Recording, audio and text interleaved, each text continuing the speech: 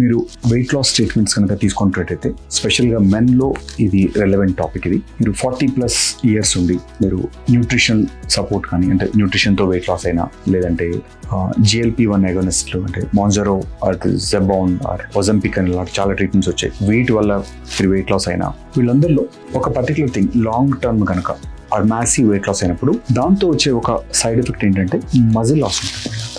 Post 40s to post 50s అంటే early 50sలో యూజువల్గా మెన్లో natural testosterone level తగ్గడం, దాంతోపాటు గ్రోత్ హార్మోన్ తగ్గడం, దాంతోపాటు సైమిల్టేనియస్గా ఈ అండర్ క్యాలరీ ఫుడ్ అంటే లో క్యాలరీ ఫుడ్ తినడం వల్ల మీ వేరియస్ వెయిట్ లాస్ ప్రోగ్రామ్స్లో ప్లస్ ఈ ఒజంపిక్ ట్రీట్మెంట్స్తో వల్ల దాంతోపాటు మజిల్ లాస్ ఉంటుంది.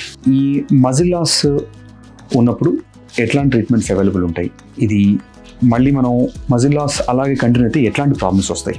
ఈ మజిల్ లాస్ ఎవరికైతే అవుతుందో వీళ్ళల్లో మెటబాలిజం రేట్ తగ్గిపోయి ఒక్కసారి మీరు ట్రీట్మెంట్ ఆపేసిన తర్వాత అంటే మీరు న్యూట్రిషన్ ఉన్నప్పుడు న్యూట్రిషన్ ప్లాన్ ఆపేసిన తర్వాత ఆర్ మీరు ఇంజెక్షన్స్ టాబ్లెట్స్ ఆపేసిన తర్వాత మళ్ళీ వెయిట్ గెయిన్ అయ్యడం మొదలవుతుంటుంది. ఖచ్చితంగా ఈ మజిల్ లాస్కి మీరు దీనికి ట్రీట్మెంట్స్ ఏముంటాయంటే యూజువల్గా న్యూట్రిషన్లోనే హై క్వాలిటీ ప్రోటీన్ ఒకటి, తర్వాత జింక్ మెగ్నీషియం సప్లిమెంట్స్ కరెక్ట్గా తీసుకొని ఇన్ కేస్ కనుక హార్మోనల్ ఇంబ్యాలెన్స్ ఉంది అంటే మీ డాక్టర్తోని మీ వెయిట్ లాస్ స్పెషలిస్ట్తోని ఇఫ్ రిక్వైర్స్ అంటే టెస్టోస్టెరాన్ తక్కువ అనిపిస్తే టెస్టోస్టెరాన్ సప్లిమెంట్స్ ఇవ్వడం, లేదంటే గ్రోత్ హార్మోన్ సప్లిమెంట్స్ అది థెరపెటిక్గా అండర్ సూపర్విజన్లో కనుక తీసుకుంటే మీరు మళ్ళీ ఏదైతే మజిల్ పోయింది మళ్ళీ రీగ్రోత్ అవ్వడంతో పాటు ఫర్దర్గా మళ్ళీ వెయిట్ గెయిన్ అవ్వకుండా ఉంటారు.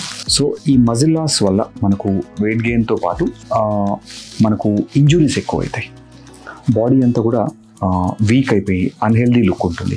ఖచ్చితంగా మీరు ఫిజికల్ ఎక్సర్సైజ్ ఖచ్చితంగా ఉండాలి. మనం అనుకున్నట్టు హై ప్రోటీన్ డైట్తో పాటు ఇఫ్ రిక్వైర్స్ హార్మోన్ కరెక్షన్ తీసుకుంటే మీరు మజిల్ గెయిన్ అయితే మీ బోన్స్కి, మీ బాడీకి, మీ పోస్చర్కి స్ట్రెంగ్త్ కరెక్ట్గా ఉండడంతో పాటు మీ వెయిట్ లాస్ రిజల్ట్స్ కూడా చాలా రోజులు సస్టైన్ అయిపోతాయి. సో ఖచ్చితంగా మీరు ఈ ట్రీట్మెంట్ జరుగుతున్నప్పుడు మీరు మెడికల్ సూపర్విజన్ కానీ ఆర్ మీ కన్సల్ట్ మీ డైటీషియన్ న్యూట్రిషన్తోని ప్రాపర్గా డిస్కస్ చేసి ఈ మీ మజిల్ లాస్ అవుతుంటే మాత్రం ఒకసారి వాళ్ళకి డిస్కస్ చేసినప్పుడు probably they might help you with high protein diet plus మీ కొన్ని ఎక్సర్సైజ్ కాంపౌండ్ ఎక్సర్సైజెస్ అంటారు మనకు మజిల్ బిల్డ్ అవ్వడానికి weekly 3 to 4 days or strength training.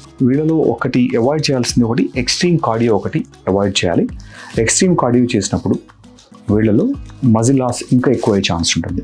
So cardio limit చేసుకొని స్ట్రెంగ్త్ ట్రైనింగ్ అండ్ మజిల్ గెయిన్కి కనుక ట్రైనింగ్ తీసుకొని ఆప్టిమల్ న్యూట్రిషన్ తీసుకుంటే మీకు దాంతో వచ్చే వెయిట్ లాస్తో వచ్చే ఎలాంటి సైడ్ ఎఫెక్ట్స్ లేకుండా మీరు హెల్తీగా ఆరోగ్యంగా ఉండగలుగుతారు.